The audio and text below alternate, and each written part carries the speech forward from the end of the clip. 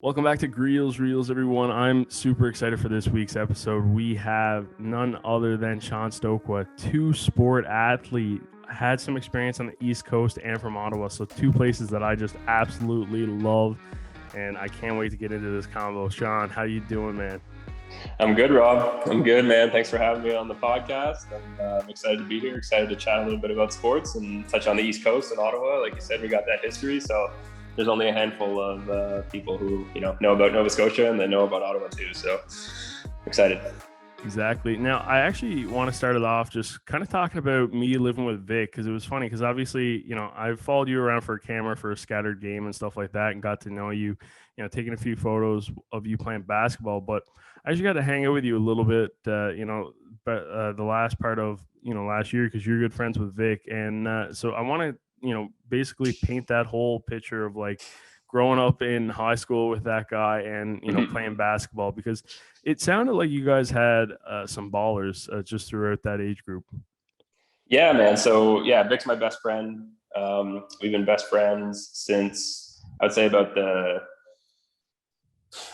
8th grade.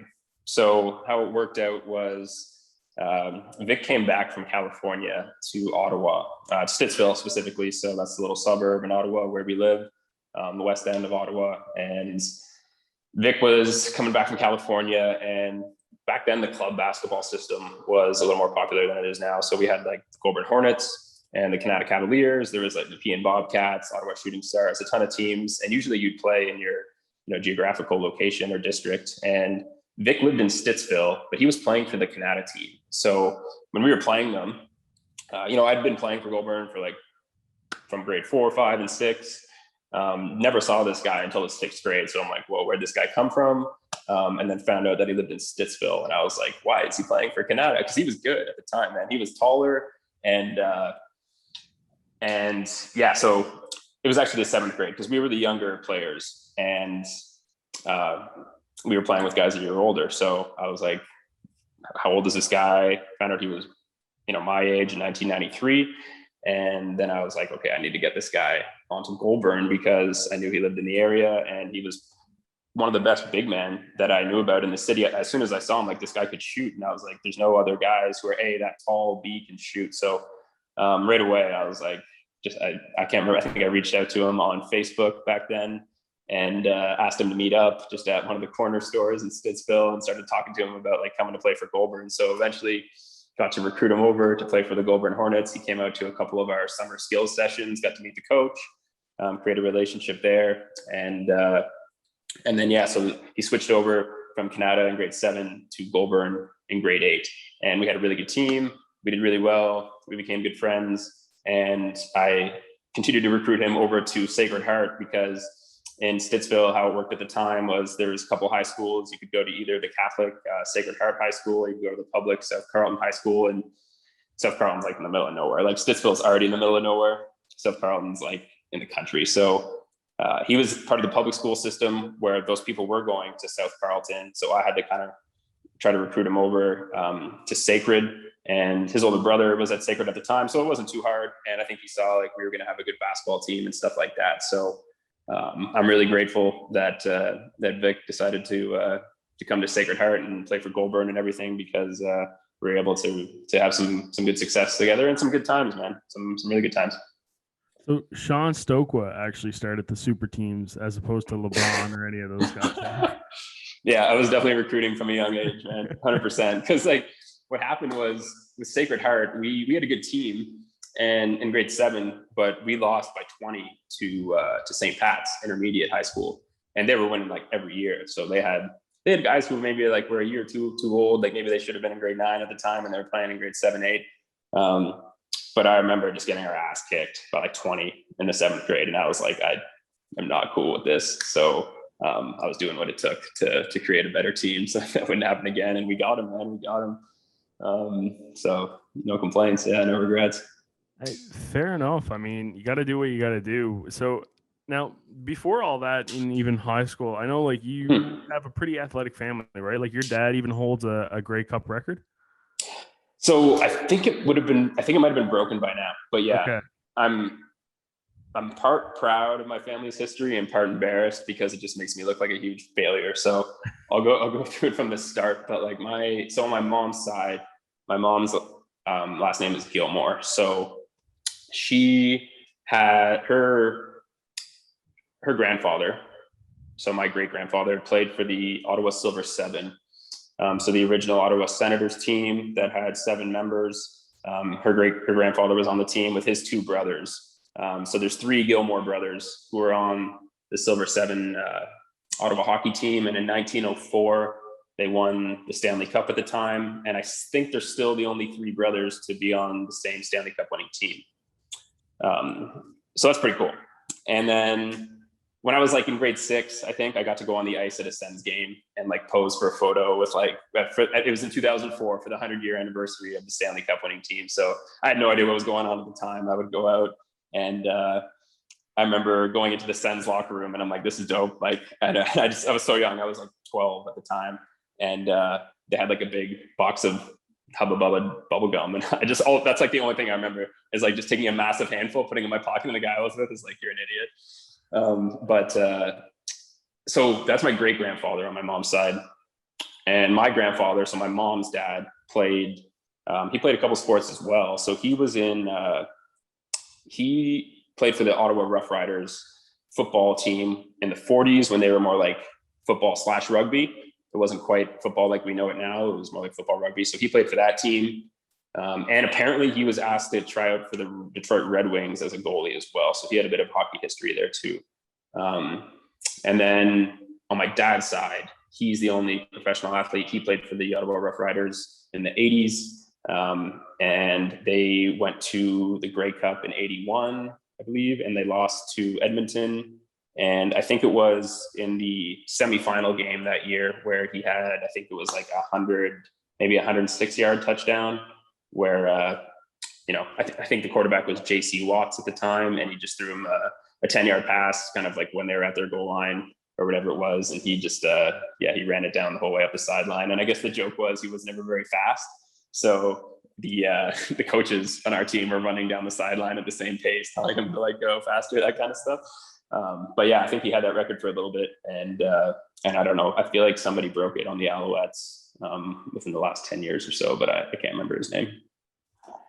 Okay, now so you just said that you're half like embarrassed because it almost makes you look like a failure, and I kind of want to just ask you and kind of dive a little bit more into that because I think in my own aspect too, I look at the relationship with my father, for example, right, and we've had lots of arguments because he's always wanted just me to do better, right? And sometimes like when you disappoint a parent, especially, like sometimes that anger doesn't actually seem like it's like, oh yeah, this guy just wants me to be better than what he's been doing. But like for the most part, like I don't think my dad, more or less, that what I kind of seen for that like ceiling of doing better was just going to university and getting like an undergraduate degree, right? Like let alone something like as big as like being a professional athlete. And I know for yourself, like you just said there, I guess that's got to be difficult. Yeah, so on a couple fronts, I think on my mom's side, because it was so far back, like I never really heard about that. Like people don't really know about that. But growing up in Ottawa, people know my last name to a degree, you know what I mean? Like people will recognize it, just randomly ask me if I'm related to my dad, Pat, because back in the 80s, that was the only pro sports team in Ottawa, I guess. Like the Senators weren't around at the time. So people went to watch and people knew about the players and the Rough Riders and stuff like that. And there's a lot of baby boomers that age. So definitely people in their 60s and stuff like that now will recognize the name and ask me if I'm related. So growing up, that was definitely a thing that I heard, especially just being in the sports communities. Like, so my dad played football, right? But he also played basketball at Carleton. So he was an OUA All-Star basketball player, as well as like an All-Canadian football player. So when I was growing up, I was doing the basketball thing. So in basketball gyms, people would tell me like, hey, your dad used to be a good basketball player too, and all that stuff. So I'd always hear about it. But I have yet to see any film on it. But yeah, man, there's definitely a pressure aspect to it where you feel like you need to perform and live up to certain expectations, whether that's expectations set by yourself unconsciously because you know what your ancestors have done, whether that's expectations set by people around you because they know what your parents have done, or whether that's expectations set by your parents yourself. And my dad was pretty good about it. Like, don't get me wrong, he was definitely hard on me. He wanted me to be successful as an athlete and as a person, but he just wanted me to do my best. You know what I mean? He didn't never care what sport I played. I think he actually preferred that I didn't play football. I think like that's the reason he didn't put me into football at a young age, because he had kind of seen the dark side of it. So that was one thing, but overall, man, I think at the end of the day, it gave me a good direction in my life where, I wanted to be a professional athlete as long as I could remember, because that's what my dad did. Right. A lot of people try to emulate their fathers, and it's something I enjoyed too. Like, I just love sports from a young age, all of them. And it was something that, I still have kind of created a life around, and something that I'm still pursuing. And the other thing too, man, is like, it just gave me a belief in myself where, coming out of high school, when I decided to play 2 sports in college, I was like, yeah, my dad did it.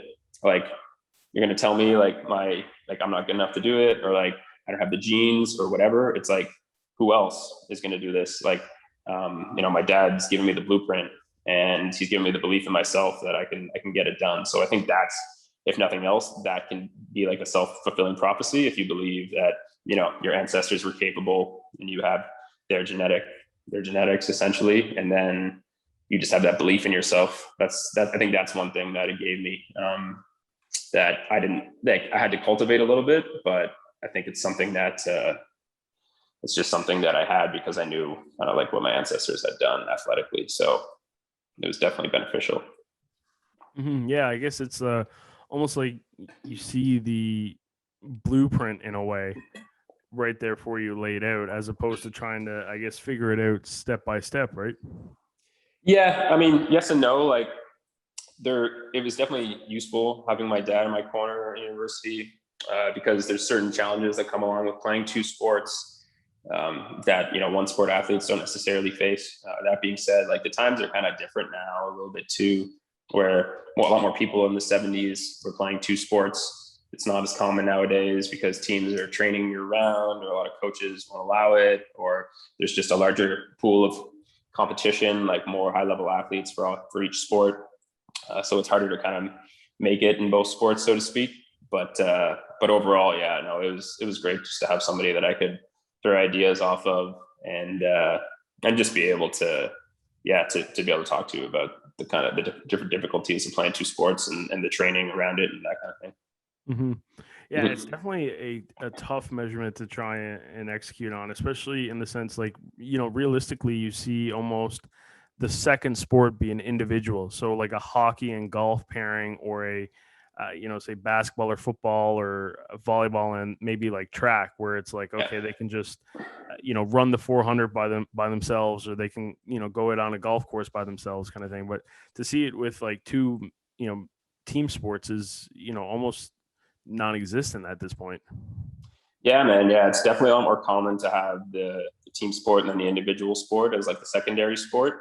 And I think there's a lot of benefit to that. I think it's much easier though. That being said, I think playing 2 sports, something people don't necessarily realize until they're in the thick of it, is like a lot of it is not managing, but just working with other people, working with your teammates, right? Like, especially on these teams, where egos may be present. Like, there's definitely a lot of egos on football teams and on basketball teams, and you got to learn how to help manage those egos, and how to work with different personalities on different teams, and to kind of continue to cultivate those relationships with your teammates in the off season. So like, if you're doing football during the fall, you can't just like not talk to your basketball teammates, or just completely jump in and expect to like assume your role with the basketball team once football season is done, and expect other people just to be cool with it, right? Like, there's a ton of chemistry and things like that need to work out, and that you kind of have to be lucky with too in certain situations, right? Like, if you end up at the wrong school or with the wrong chemistry on a team, like it can be tricky for sure. And that's something that my dad would often talk to me about, is like, there's a lot of resentment, for him, at least at the time, right? If you're doing, like, it's one thing to play one sport at a high level, but if you're playing two at a really high level, inherently, some people aren't going to like you because of it. So that's something that I experienced a little bit too. It wasn't anything crazy, but that's definitely something people like. You're going to take some heat, man. You're going to take some heat. There's teammates telling you to quit one team, teammates telling you to quit the other team, teammates, coaches telling you it's your fault that you lost because you're selfish for playing two sports. Like there's definitely some obstacles that I think people don't realize when it comes to playing two sports, just from a people perspective, from an interpersonal communication perspective. And yeah, you just got to have your reasons lined up because that stuff is there for sure. Well, I'll kind of skepticate. Man, I can't even say that word. Skeptical? Skepticize or Yeah. Speculate. There we go. Oh, there it is. Hey, who knows, man? It's almost like I host these things on a weekly basis, eh?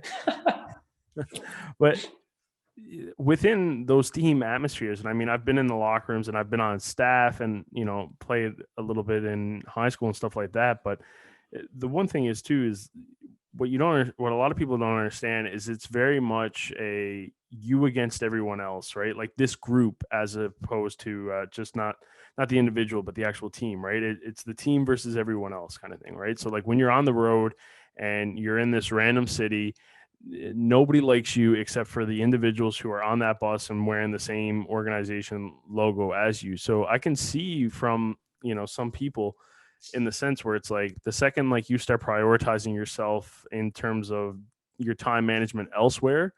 And, that's with everything from, hey, our teammates playing a little bit too much video games, or like they're out goofing off, at a ridiculous amount of hours or stuff like that, right? Or okay, they're playing a second sport. Like there is that level of resentment because it almost feels like, in a sense, that I would assume that it's like, oh, this guy's like cheating on us in a way.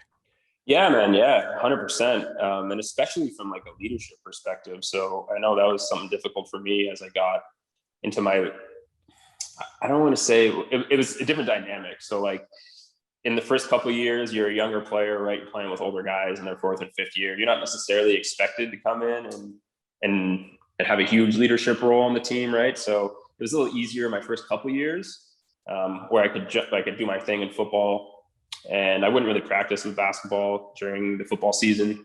There's a couple times where I would jump in. I think there's one time I jumped into basketball practice in football season, and I was just doing like some 5-on-0 stuff. Like I wasn't even going to do live stuff. My football coach walks in, he's like, "What the fuck?" I basically like cuts me out of practice, gives me shit for it. And I was like, okay, that's the last time I'll do that. But even in my first year, like there was a couple games I didn't dress for the football team, so I'd ask him. I'd be like, "Hey, can I go? Like the basketball team's in New Brunswick this weekend for a couple exhibition games. Like, can I go play?" So he'd let me do that, which was really nice. And that's another thing, man. Like at Acadia, the basketball or the football coach, Jeff Cummins, he was the basketball coach at Acadia before he was ever the football coach, and he was a huge basketball guy. So I think I got to give a shout out to Jeff Cummins, because if it would have been a different football coach, like he might not have even allowed it, right? So I think I've actually met him. He's the very tall. Yep. Has done some stuff for East West. Yep. Yeah. Yep. So he definitely stood on the same sideline as him. I don't know if he would actually know me if we were in the same room, but yeah, I've definitely seen it. He's just from afar. I've always kind of liked the atmosphere and the presence that he's kind of given in his huddles. I've only seen him in like that all-star East-West kind of format, right? Where those coaches are drifted off to their specific positional group that they're assigned to throughout the duration of it. But yeah, I've always loved the messages that he's brought. That's just something that's always kind of just stayed with me from observing from afar. Yeah, man, Jeff Cummins is great. I only have good things to say about him. Like, I haven't had a ton of football coaches, but he's been one of my favorite coaches of all time, including my basketball coaches. Like he continued to foster that belief in myself. Like when things weren't necessarily going well, every year when I was playing two sports or whatever, he was in my corner telling me, "Hey, keep going. Like you can do this," kind of thing. So I'm always grateful for that. And yeah, he was the coach at East West the year I was there back in 2014, I believe. And I always loved his speeches, man. He's a very great speaker, very motivational, and he's got a lot of good lessons as a player. He played in the CFL for a little bit, had a couple NFL tryouts, and he played at Oregon with the Ducks back in the day. He's from California, so he's got a ton of good life experience and football experience, and yeah, we stay in touch to this day. So he was great. And overall, with back to the dynamic with the two teams, it's yeah, like you said, like you're almost like cheating on one team, right? Like it's hard to be a leader for a team when you're not there with them half the time. They're putting in work, whether that's in the preseason. Sometimes I miss a couple games at the basketball team while we're finishing up playoffs with football, and it's tough to just bust on the scene and just assume a leadership role, right? And yeah, that's something that you got to navigate. And then same with football. It's a little easier with football because guys go home in the summer and then you all come back, in August and kind of start fresh, and you have that dynamic. But even there again, right? Like they're putting in work every day in the off season and I'm not there with them. So it's kind of weird where I have my foot in both of these doors and I'm never really all in with one team. So yeah, you almost have to play it by ear, read people's personalities. And I think at the end of the day, you have to be at least like have some sort of emotional intelligence and be decent with like the communication between people, or else they'll just rub people the wrong way. People will get bitter.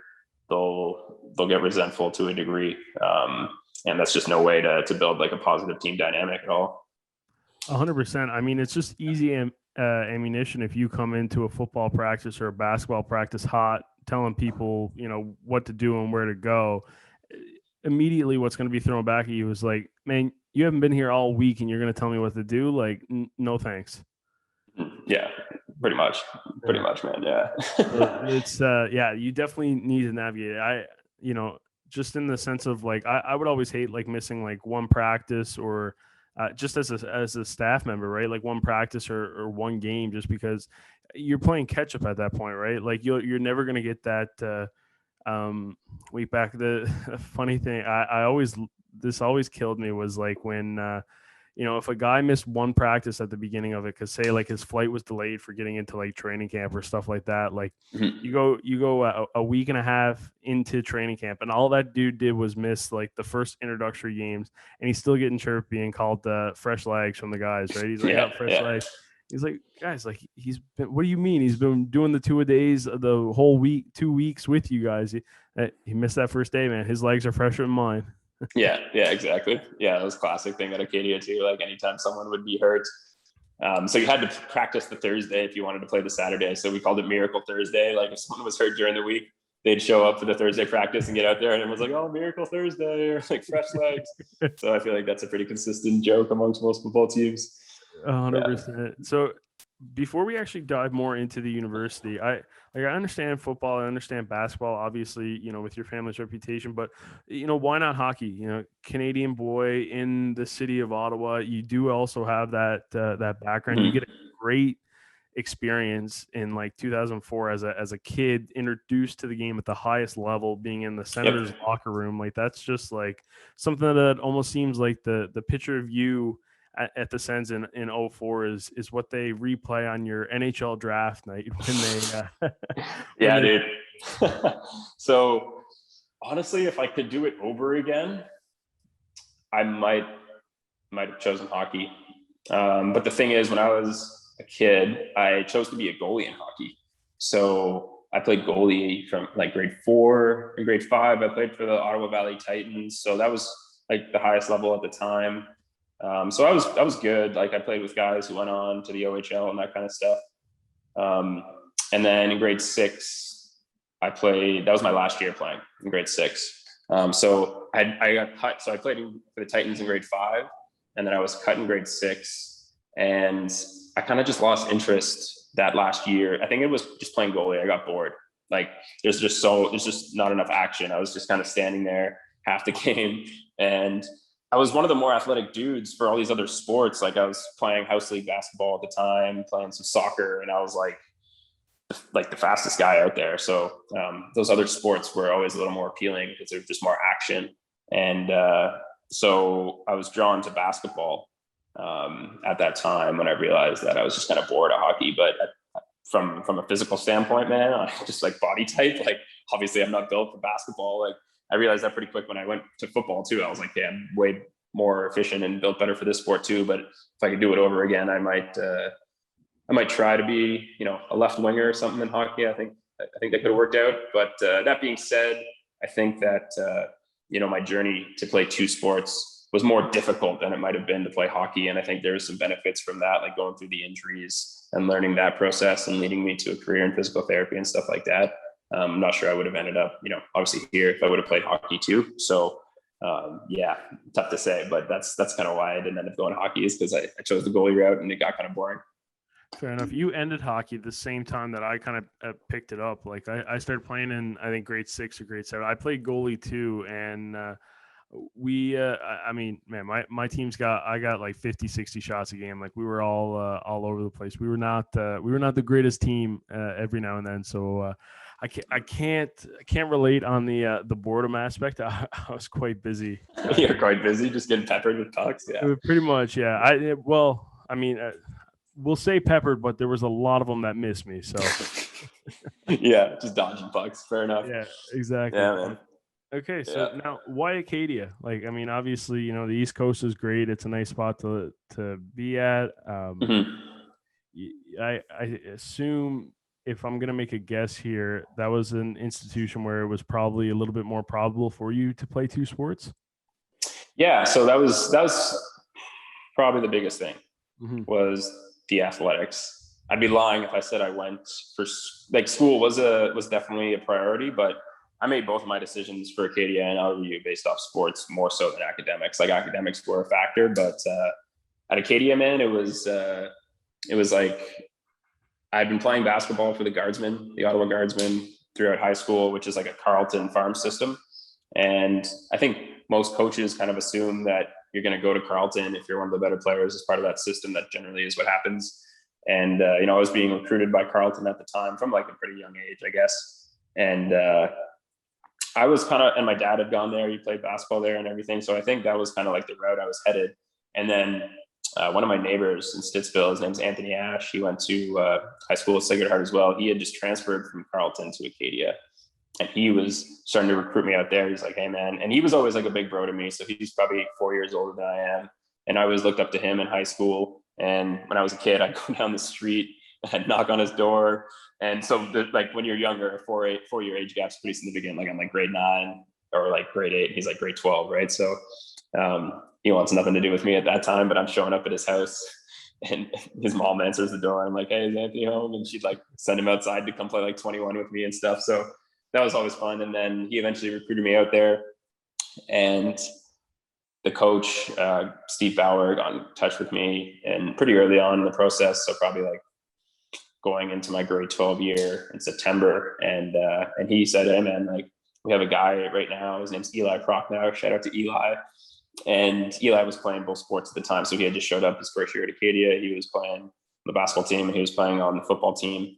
And Coach Steve Bauer was like, yeah, man, like if you want to come out and, try out for the football team or play two sports, like you can do that. Like we have a guy doing it right now.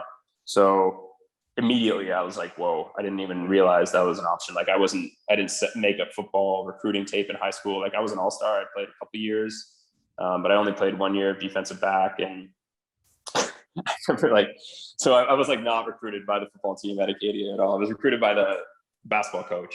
And then he told me, hey, you can play two sports if you want. And I was like immediately down. I was like, let's do this for sure. Just the idea of how exciting that would be really got me enticed. And they sent so here's they didn't even send a coach to watch me play football, right? They just sent an O lineman, like a retired O lineman, to come watch me play. And then he came up to me after the game. He's like, hey man, nice to meet you. Like, good job. Told me a little bit about Acadia. And then like the basketball coach was texting me that night about my football performance. He's like, hey, sounds like you got to work on like reading the plays and shit. I'm like, why is the basketball coach from the university critiquing my football skills right now? But that's kind of how it went. I think to this day, I'm pretty sure they were playing. I don't know what was the plan, but I think it was more like, hey, let's just get him out here. And then we'll have him for basketball. And I don't think people really thought the football thing was going to work out for me. I think they thought like I'd either get cut in training camp or maybe I'd play a year or whatever and then just quit. But but yeah, I was sold right away from the get-go. And again, I knew that my dad had done it successfully, so I had that belief in myself, and I played at a high enough level in high school, like I said, where I did the all-star game. And like I remember walking off the field at the all-star game, there's an Acadia coach there who was speaking to other recruits who were going to Acadia. I didn't know any of them at the time either, but I remember like walking off the field, looking at this guy. I'm like, hey, this is my coach. He looks at me and he has no idea who I am.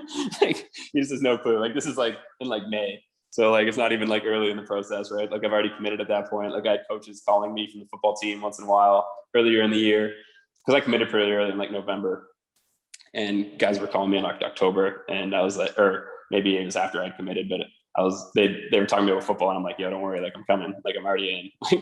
But I was on like their recruiting list at that time or something. So yeah, I was essentially like a walk on to the football team, and kind of working my way up from there. But yeah, man, Acadia was really cool. I went for a visit there and really liked the campus, really liked the people, and seemed like the coaches were really nice. And I was just kind of sold, man. As soon as I went for the visit, I was like, this looks like an awesome opportunity and an awesome challenge too, where I have a good fit for both teams and I can continue to work up.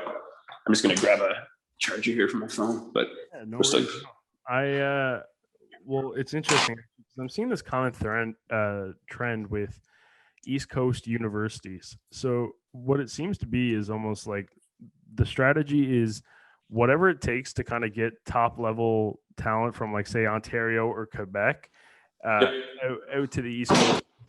I can see why it is a tough sell. Obviously, I'm from Newfoundland. I love the place here, and I mean, I can recognize that. You know what? Yeah, like maybe it's not the best spot that you want to be at for like your varsity athletic careers. Like sometimes it's hard to turn down. Say, I mean, if you're playing hockey at Ryerson, you're playing in the old Toronto Maple Leafs arena, right? Like that, I get why that stuff is tough to turn down. So it's interesting to see, and I see comparisons with Pat Grametcha, the men's hockey coach at uOttawa, who we had on a few months ago, because he's from Quebec, right? And more or less, it was just kind of like he committed before he even took a visit, and it was by the sounds of everything that was more or less being thrown at him, it was just like, let's just paint this incredible picture for them, because when he first got to Santa Fe's campus, like apparently it wasn't as nice as it is now, and it was a little bit rougher in that in that. Okay, yeah, it's pretty nice now for sure. Yeah, and so he was saying his girlfriend at the time basically went with him, and like the first night she was just crying, and like she was just like, we can't stay here kind of thing. Like this is so it almost seems like there is this the trend with like AUS universities like really having to sell like a big picture thing, which is kind of unfortunate because it's great spots, right? But in order to get, I guess, that top talent across the country even further out, and who knows, it might be the same for those West Coast teams and the Ontario teams, but it does seem to be like there almost needs to be like some extra layers of motivation in the offer, right? Yeah, I know. I remember one thing that they definitely sold you on is like the scholarship. Not that it matters that much, because when you're going out there paying for flights and stuff like that, it starts to add up. But like with the East Coast schools, they can pay your full tuition, right? Whereas at Ontario schools, they can't. They can only pay you that $4,500 scholarship. Yep. So that's definitely something that I remember them kind of talking about. And yeah, man, overall, it's just the facilities aren't quite as nice as the Ontario ones. But I think for people who are a bit lower level recruits, for example, like I was with football, it's like that's the best opportunity for you, is a place where you can make the team, continue to improve. Whereas like you just go to Western right off the bat, like you don't even make the team, right? So the East Coast definitely presents good opportunities for people who are kind of late bloomers, need some more time to develop. And overall, it's just a great, like, I was kind of like, hey, I've been in Ontario, I've seen all these schools, I've played in all these gyms, like I'm ready for something new, I'm ready for an experience away from home too. So that's definitely I think an underrated factor. Like there's a lot of people on the East Coast who are from Ontario, a lot of people from BC too. So I think there's definitely that to be said too. Well, the biggest thing too, honestly, I think, in my opinion, what would be a strong selling point for these East Coast teams is like you are going to be a main attraction on a Friday night or a Saturday night or whatever it may be. Like if you guys are good and you're winning and like you're at the top of the conference and you're playing good, whatever it is, whether it's hockey, football, and whatnot, and obviously like it all depends on the sports because the AUS is definitely the top conference for say hockey, right? Like you are like you're the hometown hero kind of thing, right? Like people are gonna know you as opposed to say if you're in Ottawa, it's like okay, well you got the Sens, you got the Red Blacks, and all these pro teams to compete with, right? But in those university towns, like you are that top tier. Yeah, 100%. And that's something that the coaches and the athletic directors kind of hammer home to you because I mean it's cool from one aspect, like yeah, people know who you are. But then, that can be a bad thing too if you mess up or do something stupid, right? People know who you are, you're easily recognizable. But yeah, man, I think it really prepares you for life now more than ever, just with the internet. Like if you're under the microscope in person for 4 years, you get used to acting that way. And I think now more than ever, just with social media, right? Regardless of if you're in a small town or not, like you're under the microscope, especially if you're active on social media and you kind of bring that on yourself. But at the same time, I think that experience in a university in a small town helps prepare you for that. And yeah, for me, it was like a little bit amplified because of the two sports when I was there, and because it was such a small town. Like Wolfville's only got about 8,000 people in town when school's in, right? And then when school's out, it's about 4,000. So like there was a handful of people, and yeah, people just kind of know who you are. There's only a couple bars in town, and yeah, man, it's cool. At the end of the day, it's cool. It's a lot of fun, and yeah, you definitely notice the difference though from being like at an Acadia versus an Ottawa U in terms of just like walking around and dealing with people. And for me, honestly, it got to be a bit much where like I was kind of tired of it, where just the constant interaction with people. I don't know if that's just me being more of an introvert. Overall, I was just saying it just got towards the end. It just got a bit much for me. Like just like in Wolfville, just if you walk down Main Street, you go to classes all day, like you see people, the whole time. Sometimes you like for whatever reason, maybe you just want some time to yourself, and it just wasn't possible. And I noticed like in Ottawa, like the year I came back from Ottawa, I was living downtown, Centertown, Bank Street. I could walk down Bank Street and nobody, like not speak to anyone. And that was great. I remember just being like, this is awesome at the time. So it's a fine balance, but yeah, I know there's definitely more attention, and these athletes on the East Coast are more under the microscope, 100%. 100%. We are polar opposites in that way because I've always enjoyed like talking to anybody like when I'm walking down the sidewalk and stuff like that, saying hello. And but I will relate with it in the sense that it does get tiring, and there are points at times for even like somebody like myself who loves it and loves just running into people and chatting with people and talking. Sometimes it's like, okay, yeah, like every now and then it's just like it, you have these days where it's like I kind of want to be by myself, right? Which is totally fair. Like it's one of those things where it's just like we almost we're kind of talking at this at like a very small level, but you amplify it to say like those global celebrities where it's like if they move, like they have to move with like a security team, right? And they're never going to get a break from this because wherever they go, they're just constantly being asked for like a photo to say hello to that. And then like for the most part, you see some of them snap eventually and people are like, oh, like this is ridiculous. And it's like, oh, but like, man, this is 24/7. Like, sometimes when you see these breaking points in these people, they're just like, hey, like you see the clips beforehand. It's just like, hey guys, like it's 5 a.m. Can like I'm with my kids. Can you just give me a second kind of thing? Like not today kind of thing. And it's just like that doesn't resonate with people for some reason with it, and it's almost like an exemption for those types of people.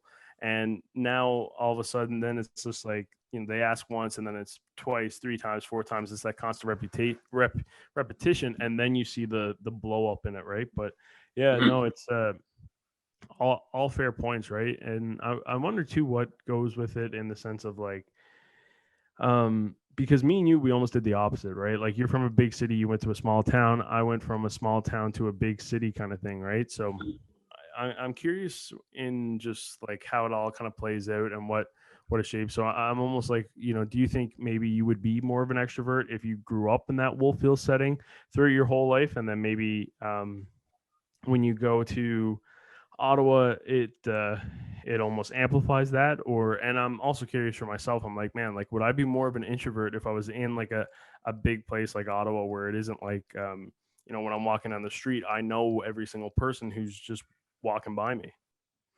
Yeah, man. And I think it all depends on just how things are going for you at the time. Like, if things are going well in your life, whether that's like athletically, academically, whatever, like I think you're a little bit more inclined to be more extroverted and reach out to more people and have more conversations and be more approachable, and more agreeable too. And then when things aren't going well, it's just the opposite, right? So for me, it was just on like bigger scales where, I came in and we were lucky enough to win like 3 championships in a row. So we won football and basketball right away. And then like the same year, and then we won football again, and then we went to the finals of basketball and we lost. And then my 3rd year, I bust my ankle on my leg and I sit out the whole year.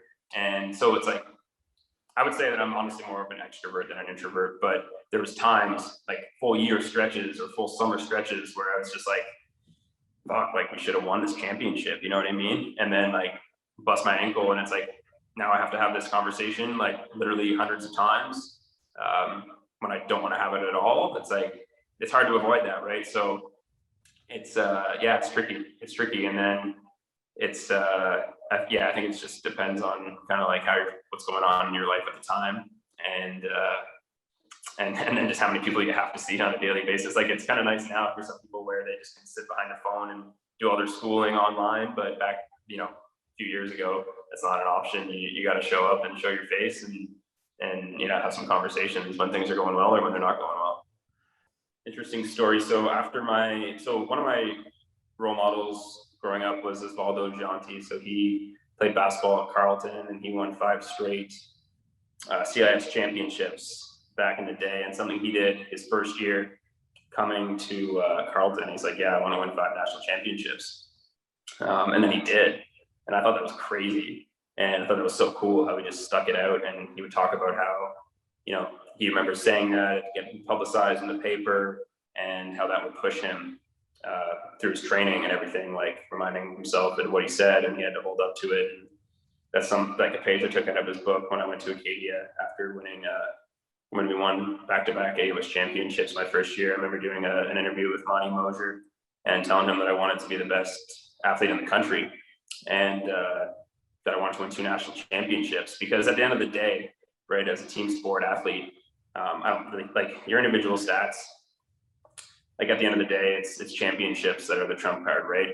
If you're having that conversation. So to me, that's a big reason why I picked Acadia. I was like, fuck, I think we can win 2 national championships. I looked at the basketball team. I said, hey, we're going to be pretty good right away. Might take us a couple years to gel. And then with the football team, we were pretty senior at the time. So we made 2 national semifinals my first couple years, and I thought we could do it. So I put that out there in an interview my first year. It was in the Chronicle Herald and everything like that. And that's something that kind of held me accountable for the next few years, and something that kept me coming back to playing 2 sports. Even after I busted my ankle and had, reconstructive surgery, I was like, I'm not done this yet. Like, we haven't won 2 national championships, and I don't think I've reached my potential as an athlete either. So that's definitely a way to hold yourself accountable. It's like using the press, and that's something athletes do a lot for sure at the pro level. Not so much at the university level though. Mm-hmm. Well, it's all, I do feel like there is just this one big, like almost a linear connection between everything, right? And it's funny to even look back on, Mark Messier was in the at New York at the time, right? And his statement of like guaranteeing that they were going to win, like that was front page news, and people were like, how ridiculous is it that he's just coming out and guaranteeing a win? And you look back on it and it's like, well, like, what did you really expect him to say, right? Like, nobody wants to lose, nobody likes to lose. Like, that's literally everybody's existence. Exactly. Yeah, man. Like, when I was doing interviews my 3rd year, so I'm on a cast and crutches and stuff like that, and I'm going to our football games, and like I'm doing interviews with Monty. Like, after I'm not even playing, I'm doing the interviews, and they're asking me like, so like I said, we had won 3 AUS championships in a row, should have won 4, lost in the finals. And, interviewers are asking me like, how many AUS championships do you think you're going to win? So I was like 9, you know what I mean? Like as many as I could at the time. Like, what do you want me to say? 8, 7? Like, you want me to say, I think we're going to lose at some point? Like, no, like we're going to win every time. Right. So I just think that's the mentality you got to have if you're a competitive athlete, right? And you just, if someone asks you the question, you got to answer it honestly and then live with the result. And I want to ask the AUS like the conference championship. So I've never been a part of any conference championships, unfortunately.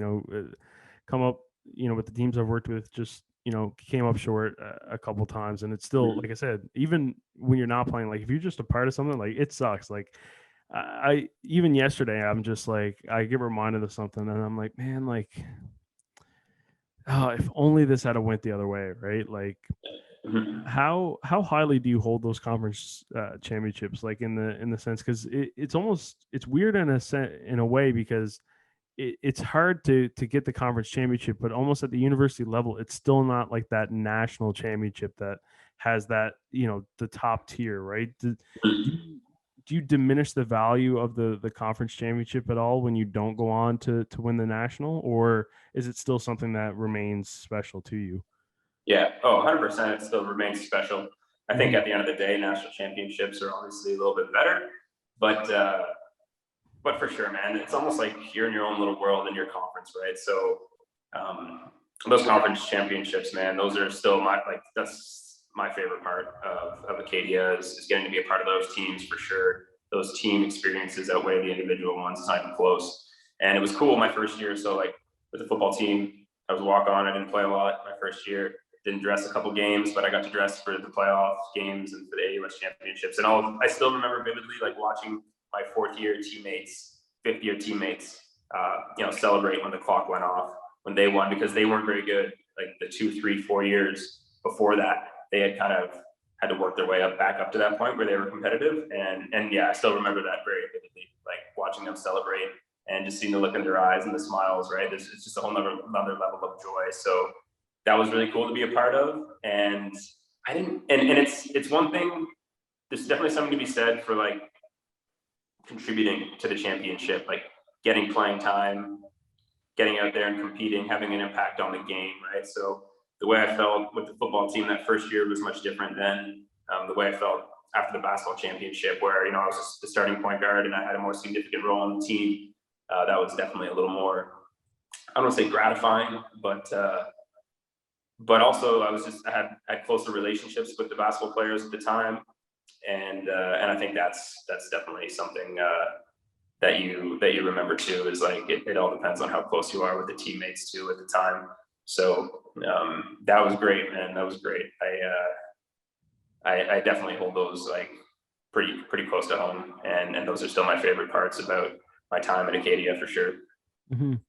Yeah, I'm literally getting goosebumps like as you're recollecting. Like the feeling of winning is just something that's so rare, and it is very, very hard to obtain, right? Like I even the thing is too is like I almost because everybody rolls their eyes when like you reflect on like the high school days, but I look at some of the like the provincial championships just like in high school, right? And it, going to your point, it is a lot more fulfilling when you do have that more significant role, right? It's just like kind of um with anything, right? Like you can practice all you want, but the more time you put into something, just the better it feels, right? So it's like in an instance where it's like, okay, I practice all this time, I train all this time, but then when it comes to the games, like I'm not there, or I'm only playing X amount of minutes. Yep. That lessens the time, right? But then basketball, you're equally training as hard, you're equally training, you're equally practicing as hard. But then when it comes to the actual games, now you're playing every minute, so you're putting up 20 24 minutes a game, right? And now it's like now that's just more time, right? And it's like anything, whenever you put more time into something, it's going to mean more, right? Like Yep. you look at those people who restore cars for a living, right? Like the more and more time that they put into the restoration of the vehicle, the higher the value goes, right? It's just kind of something that's instilled. So one thing I did want to ask, and obviously we've kind of traveled down this Acadia road Mhm. already, but do you think that with the two sport being such a big attraction for you, if you get there and you don't make football and like you get cut from football, do you see a potential like, oh, I'm going to transfer kind of thing? Or was that just something that you were okay with going into? Um, Not even gonna lie, I didn't even consider that until you just said Okay. it. Because Hey, I'm, no, that's a fair answer, right? Like, I yeah, would like, expect you to really be like, yeah, I'm gonna get cut, right? So, yeah, like I must have considered it at some point, but just like going down that trail in my head, it seems like that's the first time I've considered it. So, um, I guess like the takeaway from that was just like, man, I just had the confidence that I was going to Mhm. get it done. And then I think in the back of my head, I knew, hey, we have a really good basketball team and a good basketball situation. So even if it doesn't work out, I'm still good to go. Like I definitely wasn't thinking like, hey, if I get cut from the football team, I'm looking elsewhere. Um, but it was something that at the time, I wasn't committed to doing all 4 years for both teams. It was like, okay, I'm going to feel this out. My first year, we'll see how it goes, right? And then it went well. We won, and I performed well individually amongst those teams. So I ran it back for my second year, and yeah, man, it wasn't something that I was considering at the time at all. Yeah. Fair enough. How hard was it though to, I guess, walk away from the Carleton path? Because, like you mentioned, you were in that feeder system. Yep. Your dad played there. Yep. It was almost like it was looking like you were gonna be a Raven, and in the sense too, with just how like normally I wouldn't say it's a guarantee to win a national championship, but with the men's basketball program at Carleton, that's almost just a given that like if you spend 5 years there, you're at least gonna walk away with one national championship. So like, how hard was that to turn down? Yeah. I mean, it was tough for sure. Like they didn't have a football team at the time either. And after the Acadia coach had mentioned that to me, I was like, damn, okay, that's what I want to do. And I can't even Mhm. do that at Carleton. And they didn't have a kinesiology program either. And like I said, that wasn't the main factor, but it definitely was enough factor where I was like, that's the only thing I feel like taking in school was something related to sports, right? So Acadia had a good kin program, Carleton didn't. And honestly, I don't know, man. There's definitely a lot of pressure for me to go to Carleton. And I think in hindsight, I wasn't really down for that. I was like, I've been under the microscope enough, and I just wanted to break from it a little bit. And the thing is too, I kind of looked at the path, and I was like, okay, I could go there, win a bunch of national championships with this team that's already winning national championships. Potentially get a career in Europe, and I believed wholeheartedly that I could do that when I was 18. But there was doubt in my mind that I could play two sports. Like I wasn't sure how it was going to go when I went to Acadia, right? Like, Mhm. so that was really enticing to me. It was just more of a challenge. There was more unknown, and to me that was really exciting. And I think that was the big drawing factor. It was like I kind of saw what my ceiling was at Carleton and what the experience would be like and what the outcome of that experience would be. And I was like, I think the Acadia thing is way more exciting because I'm trying to do something that maybe hasn't been done before. Trying to do something that is way outside of my comfort zone currently as a as more of a basketball player in high school. I was like, I don't even know if I'm going to make this team. So that was it. Just again, the challenge was more enticing to me. And honestly, man, I went back. So a lot of people don't know is like I went back. So from after my fourth year at Acadia, I opted to have a third ankle surgery to get some metal removed out of my leg, um, because I had played my whole fourth year with like a foot of metal on my fibula and a bunch of screws in there, and it wasn't pleasant. So I knew I wanted to play sports for a long time. I was like, I seen what happened to a couple of my teammates too. So one of my teammates who had a similar injury played the year after, tore his ACL, and obviously that's connected one way or another to the previous injury. And I'd seen that happen to other people, and I was like, I think I should get this medal out. And I had reclaimed a year of eligibility too, my third year, when I missed that whole year. So I had 2 years of eligibility, and I was like, and Steve Bauer, the basketball coach that had recruited me, got a job with the senior women's national team. So he had left. So the guy who had brought me to Acadia was gone, and there was just a few factors there, right? My coach had left. I had a different eligibility schedule, so to speak. I had a third surgery that I wanted to get, and a bunch of guys in our basketball team had graduated too. So like our teams were kind of on the decline a little bit as well. So I opted to go to graduate school at Carleton because I had a long history there, still had a good relationship with the coach.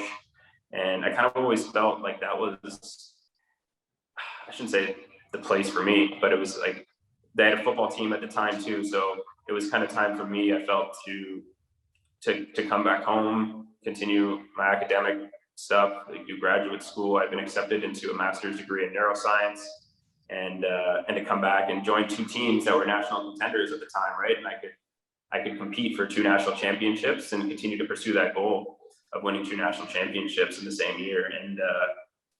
And so I did that. I came back and I practiced with both teams for a semester, and then ultimately decided that wasn't a situation that was for me, and made the switch to Ottawa U.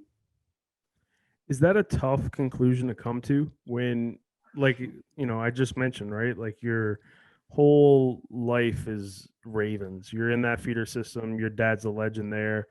And then, all of a sudden you get there and you're just like, no, this doesn't work. Oh yeah, that was tough, dude. That was tougher than like anything I'd experienced at Acadia, whether that was like losing conference championship games, breaking my ankle, missing the whole season, like you name it. That was the toughest thing to deal with, just like emotionally. And yeah, because it was like my dad was an employee at the school at the time too. He was working with the football team.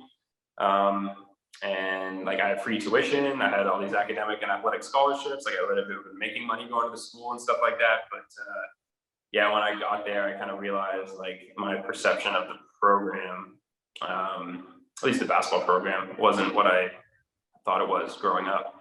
And maybe it had changed over the years, I'm not sure. But for me, the enjoyment of the game just wasn't there after being there for a little bit, and I knew that I couldn't stay.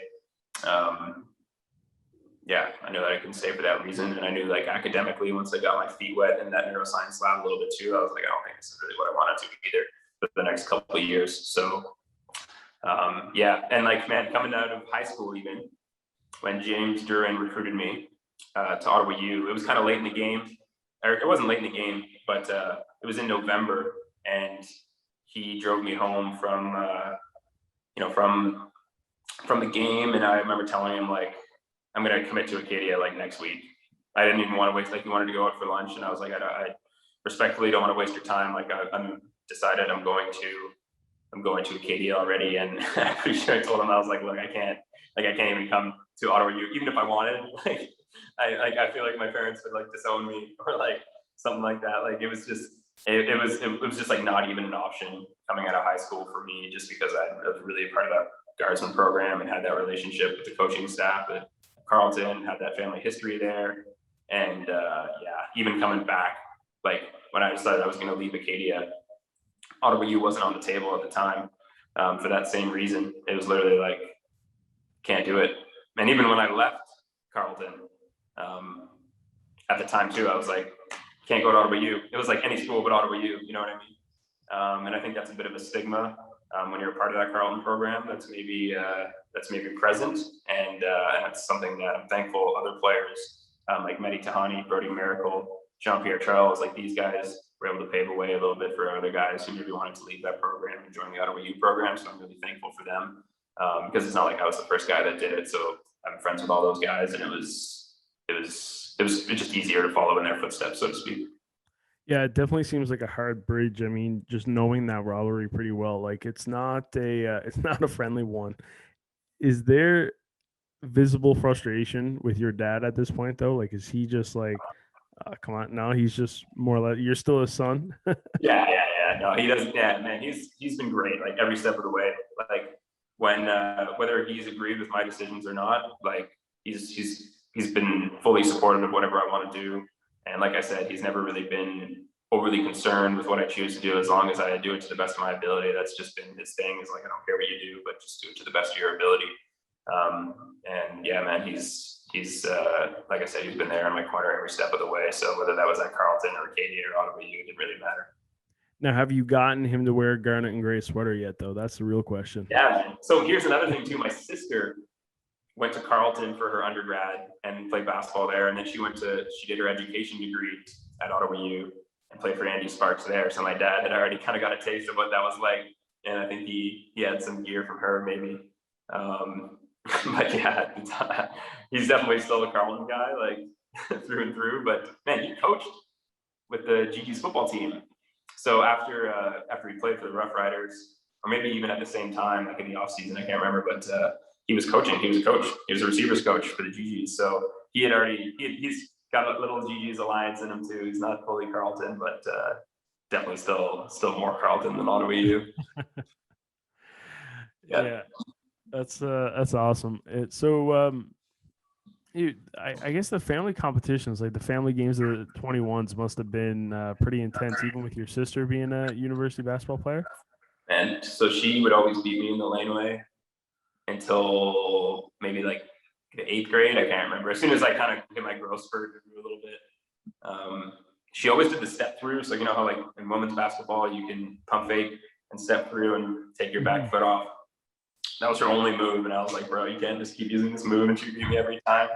But to this day, she's still a better shooter than I am statistically. Like she's got, I think, a record with the women's GG's team where she hit 19 threes in one weekend. She had 10 threes one game and then 9 threes the next, or something stupid. So yeah, she still got that on me forever for sure. Now, obviously, you go and spend some time with the GGs. You I don't understand how you can even understand your eligibility, because it's a long, complicated story. I mean, feel free to break it down, kind of thing, but I can't even really wrap my head around it. So just I'm gonna let you take that and more or less just break down how everything was able to work out. I'll break it down, and keep in mind, everyone says that university is the best years of their life, right? Yeah. So when I'm making these decisions, I'm also like, okay, how can I string along my student athlete days and make it as long as possible? So I go straight out of high school to Acadia. So I'm 18. I play. So first of all, playing 2 sports, eligibility wise, is the same as playing 1. It's not like you burn through 2 years because you play 2 sports. So my first year, burn a year of eligibility at Acadia. Second year, burn a year of eligibility. My third year, I bust my ankle like a week into football season. So I was able to get that year back because I just didn't end up coming back for any games. Wasn't able to heal the ankle quick enough, essentially.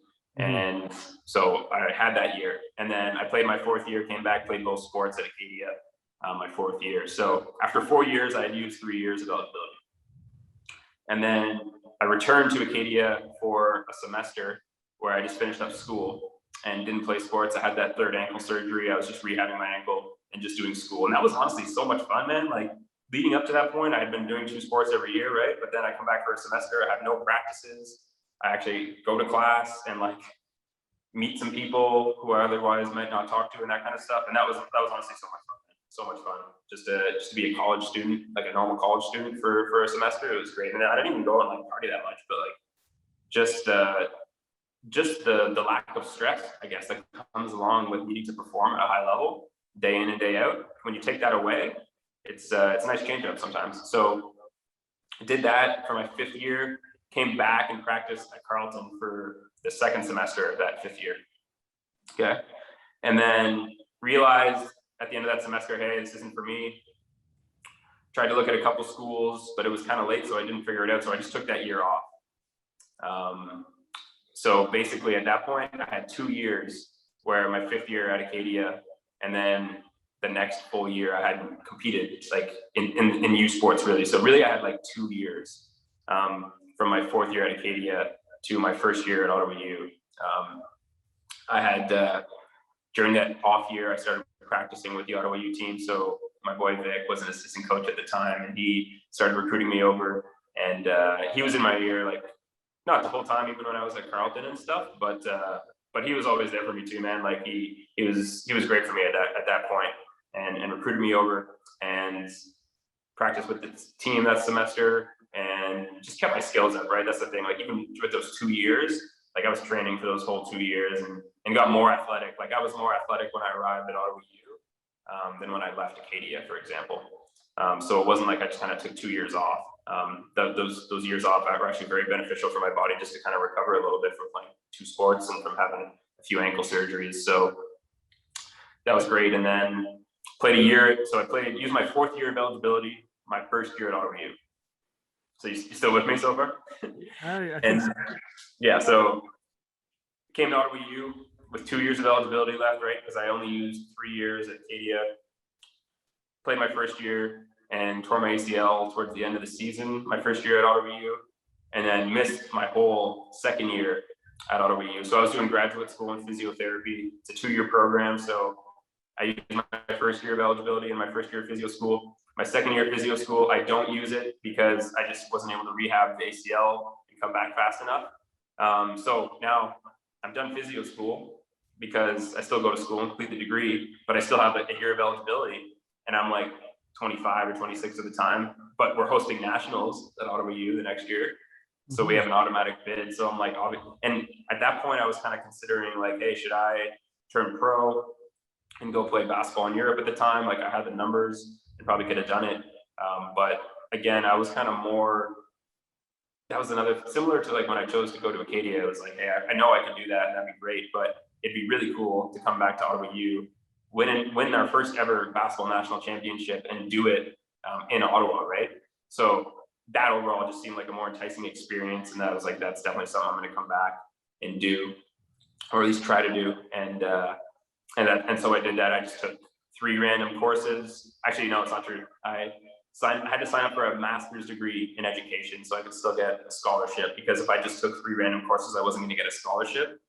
So I signed up for a master's in education just online. I'm like, hey, this looks super easy. And then didn't do any of the work the first semester, like didn't do any of it. And because I went to the office and I was like, hey, do I need to pass these courses to sign up for second semester courses? Because I just needed to be signed up.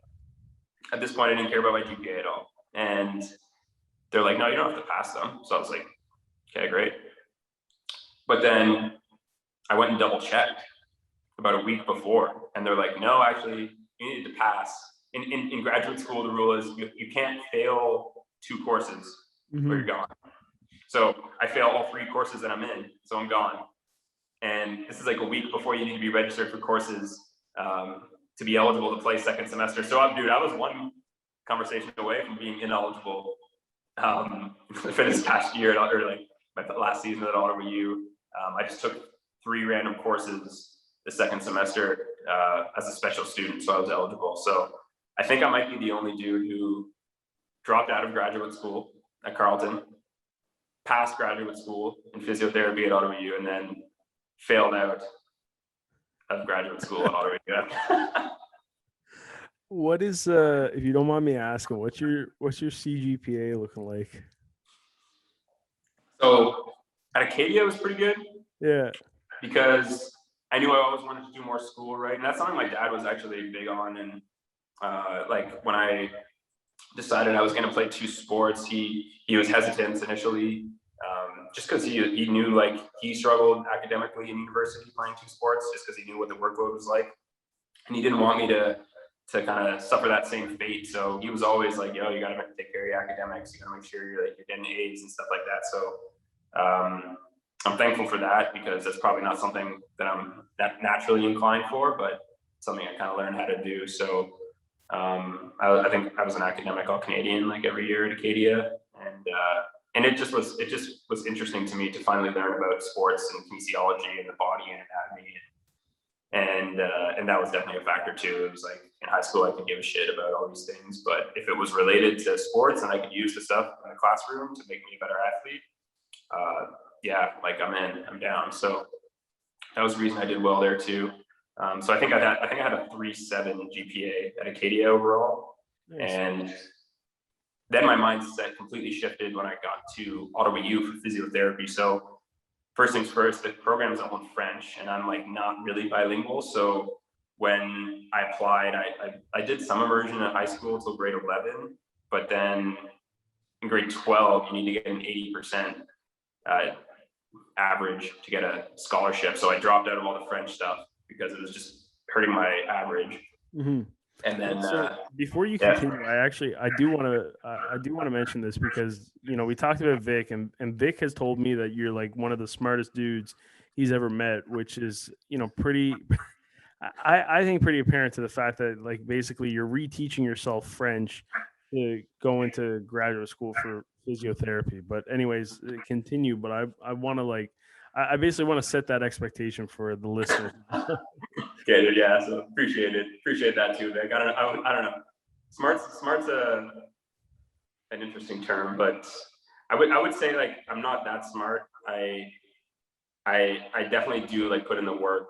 I had to put in the work academically for sure. Same with the French stuff too, right? Like I prepared probably like 4 months just for like the interview for physiotherapy school. Doing French, like I took a job in Orleans as a gymnastics coach, so I could go and just speak to these kids in French. When they weren't gonna judge me, you know what I mean? And I was wrong because these kids are like 12 and they have better French than me, and I'm out there speaking broken French, and they're like talking shit, and I'm like, are you kidding me? Like these 12-year-old kids. But anyway, did that, did some like Skype interviews with people. Like I found a girl in Serbia who I could just speak French to. Like she didn't even need to correct me. I just needed to like try and be able to pick up where I left off in my thought process. Like when I fuck up a word, I needed to be able to think about, okay, how, like in an interview situation, I just need to be able to create a new sentence if I run into a roadblock speaking French. So it was just necessary, man. And there was a lot of feedback too that was similar to playing two sports, where like the overwhelming response when I would tell people like, hey, this is what I'm going to do, was like, really? Like, I don't know how that's going to go. Like, I don't know if it's going to work out for you. Like, that was definitely the overwhelming response when I was going to play football coming out of high school. People were like, you're an idiot. You're going to get hurt. Like, you're not even going to make it. Like, I remember there was like, I could count the number of people that supported me on one hand for sure. And then similar with physio school, people were like, it's in French. Like, you think you're going to get in and you think you're going to pack, like you're going to do the program and stuff. And so I just remembered in my head, like, yo, this is a very similar response. And it's a bit motivating, but at the end of the day, it was more just like a reminder, like, yo, it doesn't matter what people are saying. If you believe you can do it, you can do it. So there was a guy named Elliot Dooley who played basketball at Western, and then he came back to Ottawa. I played with him on the Ottawa Guardsmen, and he had done the physio program, and he was in a similar scenario. So I was talking to him, and he was saying, yeah, it's doable, even if your French isn't great. So that gave me some confidence. And then, yeah, man, I had some great classmates that were able to help pull me through too. But it was definitely a challenge, but I'd say definitely doable to anyone who wants to try something similar. Yeah. Would you classify yourself bilingual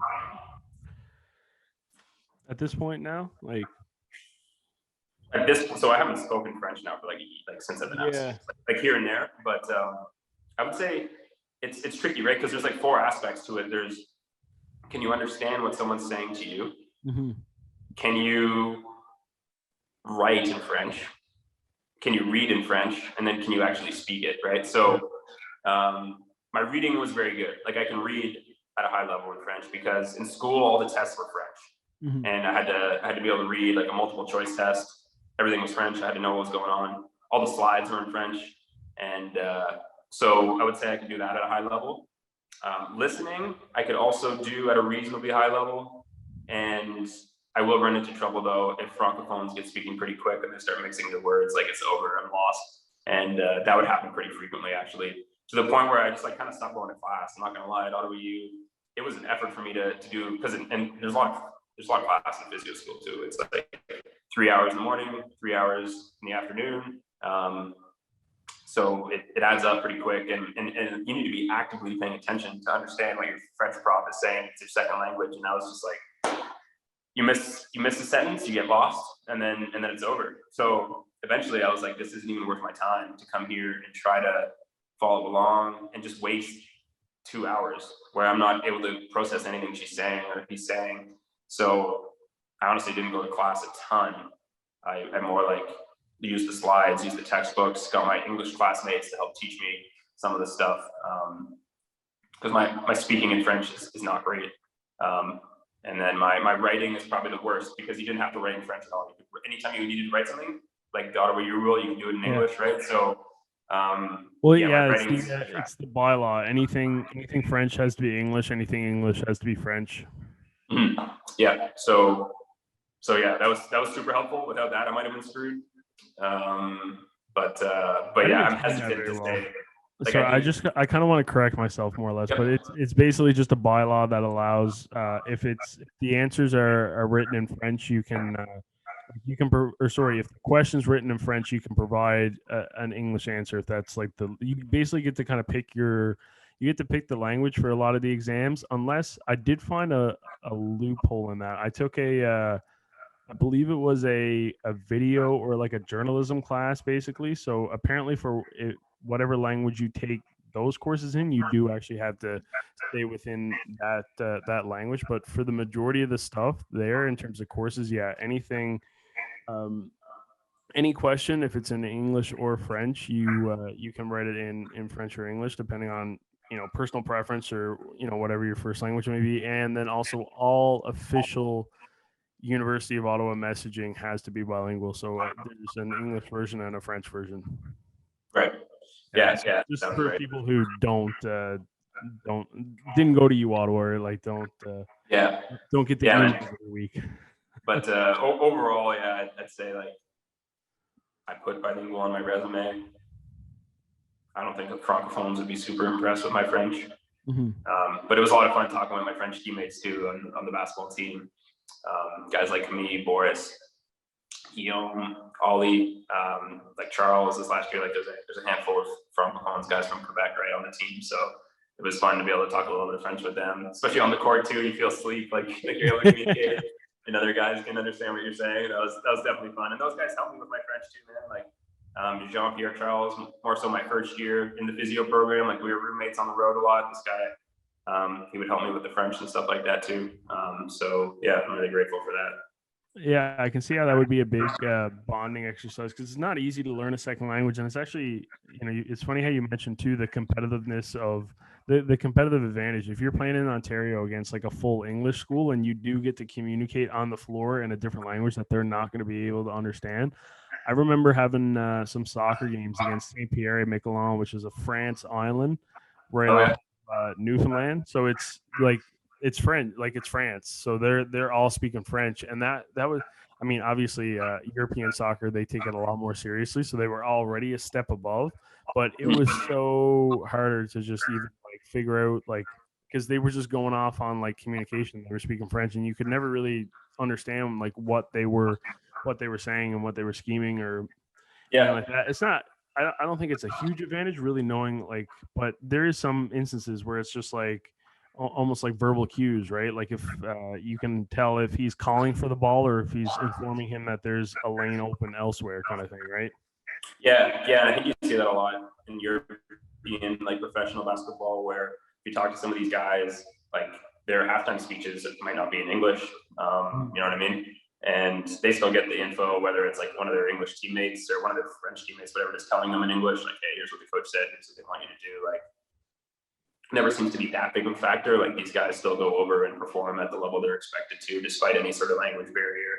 I noticed at Ottawa U, it was funny a couple times, like guys would come in to the locker room at halftime and just be speaking to each other in French, and then we're all just sitting there like, yo, what are you guys saying? Like, switch it to English so everyone can understand, kind of thing.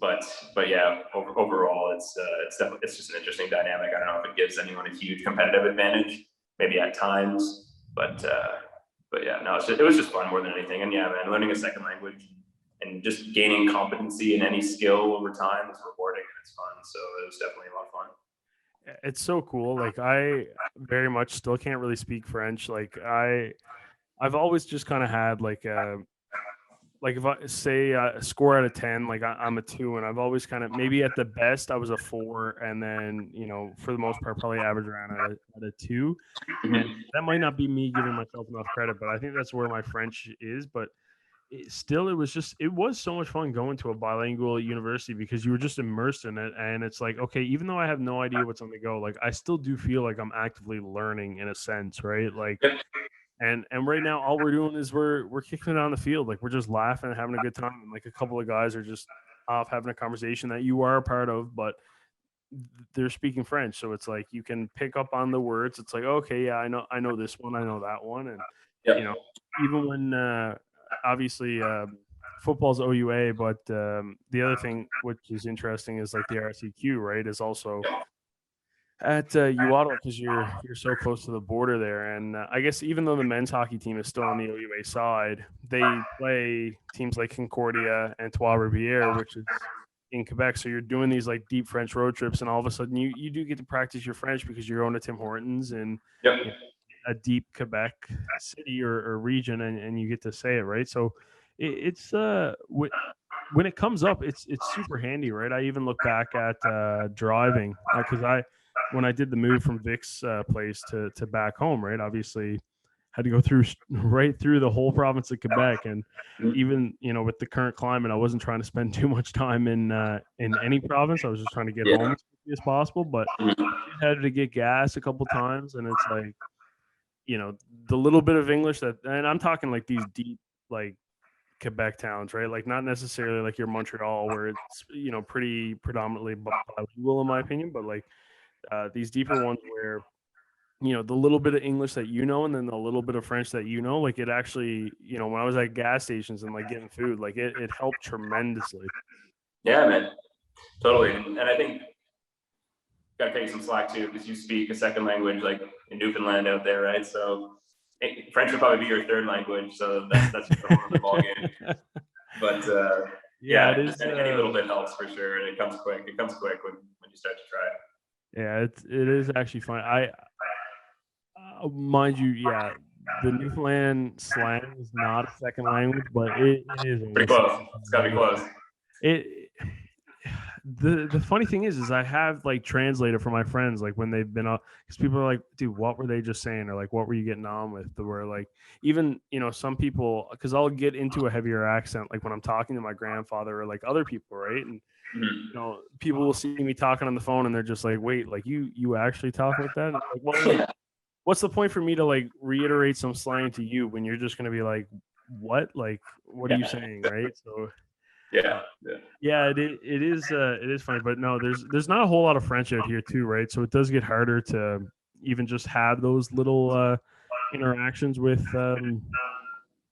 some guys, right? Like, I mean, at least every day I was at least saying like, hey, bonjour, ça va? Like I'd have that like little intro conversation for like 30 seconds, and then it would predominantly that's where I would cap off to, and then you go to English, right? But you still get that little bit of practice, right? Which you're just not really getting out here as much. But no, it's it is crazy to just kind of see like how like do you think more or less like when you go into a situation like I guess no is very much not an option for you. It's just kind of like we're looking for shortcuts or like maybe an exception, like okay, I want to go to Ottawa U, do graduate physiotherapy. Oh, it's in French. Like whenever it seems to be like a roadblock, like you're just more or less.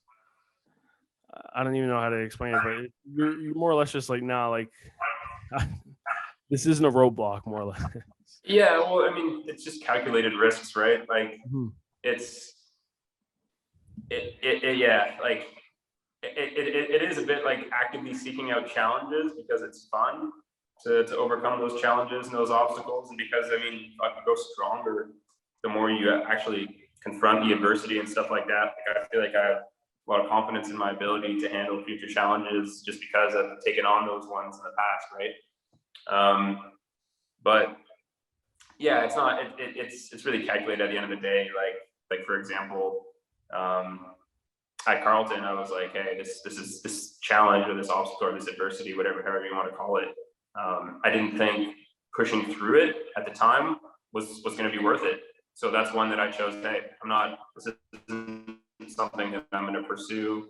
This is an obstacle I'm going to try to tackle. I'm going to go elsewhere and choose something that might even have been harder to do, but it was just something that enticed me. Just a feeling, like in my intuition, like it made sense on paper, but it was more just like I had a good feeling about it too. And yeah, man, it's about too. I feel like it's about learning when to just do something like good enough. Like back to the GPA thing and physio school, like some people say like how you do anything is how you do everything. And I think there's some truth to that, but I think it is really situation dependent. So like in in undergrad, I was trying to get the best grades possible. When I got to Ottawa U for physio school, you just needed a 65 to pass. So my goal at the time, again, coming to Ottawa U, I was coming to play basketball. Like, I didn't apply to any other physio school, and I just wanted to pass. So I really flipped the switch from like, hey, trying to get 100 on tests to trying to get 66, because I didn't want to put in any more effort than I needed to in the classroom. I wanted to put all that effort into basketball. So that was a big shift in mindset, where it was like, okay, it's not trying to get the best grade anymore. Like, you're not going to another school after physio school. So it was just about doing what's good enough to get by. And that's a skill I think people have a tough time learning. I noticed like a lot of my classmates who are very type A as well, they were still trying to get 100, right? And it just really stressed them out, because it's almost like not possible in physio school. There's so much information. So I think part of it is like knowing which obstacles, which adversity to take head on, and then which ones to kind of bail on, and which ones just to like, just get by, right? Like, it's not necessarily, you got to be okay with just being okay at some stuff, and then really trying to excel at the stuff you care about, if that makes sense. Yeah, well, I think it's, going off on what you just said and, correlating the point to it, something is better than nothing.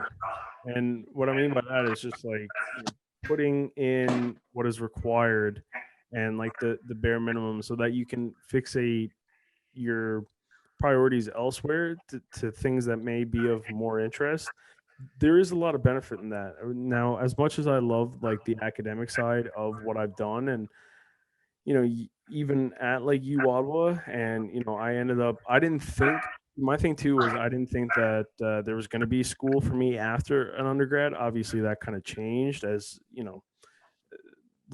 life moves on, kind of thing. Yeah, But yeah, yeah, I still did what I needed to do in order to get into a master's program, right? But I think a big selling point for myself, and it always has been a selling point in terms of my experiences, is that I'm fixating in other things that are more like, okay, here's like the experience, right? So yeah, all right, I got a 70 in the classroom. I don't have that 90 or 100 or, whatever mark you're desiring, but it's like, I've also applied this knowledge into the field, and I've been working at this, right? Which is yep, hugely underrated. And that's with everything. That's, in like in like strength and conditioning, like your training and stuff like that, like something is always better than nothing, right? Like physiotherapy, if you're at least moving, like it's almost better than doing nothing, right? And sitting down and letting injuries sit, which is where I want to actually go, just in terms of, you get the degree, you're now in that career path, and obviously you've had a lot of your injuries, and you can relate to clients in a way, ones that are coming in with, say, ACL tears or ankle problems. But yeah, so now, kind of go into all that, and that you've been working in the industry for a little while now.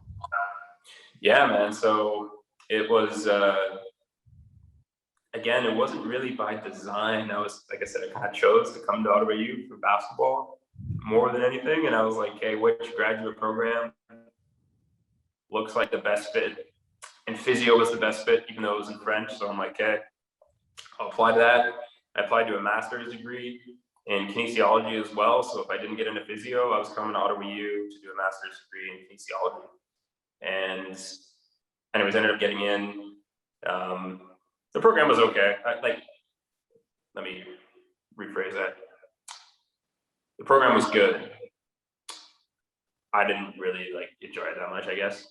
Like the people were great, the profs were great. It was just like the information wasn't necessarily groundbreaking. Like, I honestly feel like I learned a lot about physio through my own experiences, and just through learning on the internet and through people that I know, not necessarily what I learned in physio school. And that's not to hate on Ottawa U's physio program. I think it's very similar to the curriculums at other schools as well. I just think, I don't say the information is outdated, because it's not, but I think you just have to go out and do it. You have to experience it, like as a patient and as a therapist for a little bit. So I'm super grateful that I did take that degree, because I love my job now. Like, I love helping people overcome their injuries, get out of pain, reclaim their athleticism, achieve their goals. I get to do it a little bit as a therapist with some people, and then as a strength coach with other people. It's usually a mix of two, which isn't uncommon these days, right? A lot of strength coaches also kind of serve as a therapist, and vice versa. depending on their skill set. But yeah, man, no, it's super helpful having those injuries because I kind of have an idea of where people are coming from, and just the psychological aspect of it too. Like physiology is one thing and knowing how it's going to feel, but then also just being able to help people regulate their emotions and their emotional reaction to significant injury and the things that come along with that too is, I think, something that I can bring to the table for some of these people. And yeah, man, it's so rewarding too. Like I love working with people, and it doesn't feel like work, man. I know that's kind of cliche, but at the end of the day, I'm just like, I'm in a weight room. I'm training with these people half the time. It's like, you know what I mean? Like sometimes I'll be putting them through a workout, and then I'll just do it with them because I feel like it. I don't know. Like it's just, it's awesome. It's awesome. Yeah. I feel like there can definitely be a comfort level too. You know, your trainer is kind of going along with you, and it's all depending on the person too, right? But some people definitely like when people just tell them what to do and there's no action behind all these words, sometimes they get a little bit frustrated, right? They're like, oh, like why is this guy just telling me what to do? Like, can he even do this kind of thing? And obviously that's all it's all situational, but I think no, it definitely. I mean, I've been in those rooms, like post surgery, tore my meniscus, got that cleaned up, and now you're in the physio room, and nobody wants to be there. So like, it's always it's a tough get from like the start of it, right? So I definitely commend you from being able to help people get back to just their everyday selves, man. It's definitely not an easy job. Yeah. I mean, it's tricky. I am grateful that I've had those injuries. Again, just to have that perspective for people, because it can be intimidating, man, as a therapist when people come in after a big surgery. They have certain contraindications or precautions, like, hey, don't move the joint this way because it could dislocate after the surgery, or don't do this like this soon because the tissues could tear, etc. So it's definitely helpful having some personal experience because you're not necessarily as intimidated when you see somebody walk in who's had a significant surgery or something like that. And yeah, man, it's just like, I think at the end of the day, it's about giving people hope too, like who've had really bad injuries. It's like, I'm not here to tell you that like this is how long it's going to take you to heal. Like, I don't know, you know what I mean? Like the body is so magnificent, and the fact that it just heals itself naturally, I think is still just like a miracle. It's like we just take it for granted, right? Like who says you break your leg, like why does it need to heal? It could just stay broken. Like, and sometimes you need to get it realigned or cast it up or whatever. But even more minor injuries, like a cut, for example, like who says that needs to heal? Like imagine if like you just got cut wherever and like you just kept that cut for the rest of your life because the body doesn't heal. It's just like, what's your hurt? You're hurt. Like, but that's not how it is, right? Like our body heals. It's just designed that way, which is just like magnificent on all sorts of levels. And I think we don't give our body or Mother Nature enough credit when it comes to that power. We sell it a bit short. We feel like we need to manipulate it. We feel like we need to use drugs to dampen the symptoms that we're expressing. And yeah, man, honestly, I'm not a huge fan of the physiotherapy profession. Like when I went to Acadia, my first year in our intro to kinesiology class, the prof goes, okay, who wants to be a physiotherapist? Like who wants to go to physio school after 4 years here? And like half the class raised their hand for sure. And I didn't raise my hand at the time because I had been to physio enough times as an athlete where I was like, I don't even think this works. Like generally most physio clinics, it's more just sick care or injury care, I should say, and like covering up symptoms, like a ton of passive modalities where you go in, they put you on like a muscle stim machine, maybe they give you some ultrasound, maybe they give you some heat, maybe they give you some ice. Maybe they give you a TENS machine. Like all these things are passive. The patient's just sitting there not doing anything, right? Like it's and yeah, you might reduce their pain a little bit. You might help address some of their symptoms, but you're not actually addressing the root cause of the problem, like why they're hurt in the first place, right? So at the end of the day, we're almost more like a health coach where we just need to put the person in the position where they can heal themselves. Because we're not healing anyone. Like, yeah, we might be able to do some adjustments to some joints, maybe manipulate some joints, improve the suppleness or the health of some tissues. But at the end of the day, like if you get hurt, like it's on you to dig yourself out of that hole. And having a good therapist can definitely be helpful. But yeah, at the end of the day, it's on you. And that's a big reason I didn't want to be a physiotherapist in the first place. And I would say I don't necessarily act as most physiotherapists do, in terms of their approach. Well, it's definitely a different approach, right? And I think one point that you made, which was pretty good, and I'm just obviously everything's different for every single person, but I'm reflecting on my own experiences, like with having like the rough knee, right, and like the Yep. torn meniscus, going to physiotherapy, and having my knee hooked up to like any of those machines that are just kind of like twitching the muscles or whatnot. I don't know like the technical terms for it being yeah, that'd be the muscle stim.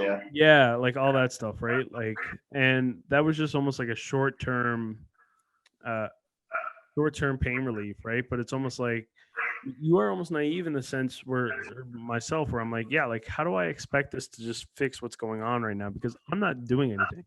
And what in life actually requires you to do nothing to which you'll see gain, right? Like that's another thing. The best for my knees have been when I'm at lower weight points, right? When I'm not carrying around an extra 20 pounds or 25 pounds, right? Like that's the bigger thing, right? So it's like, but then that's on me to get out and drop that weight, right? To take care and maintenance something that's already, compromised in my body from the injury.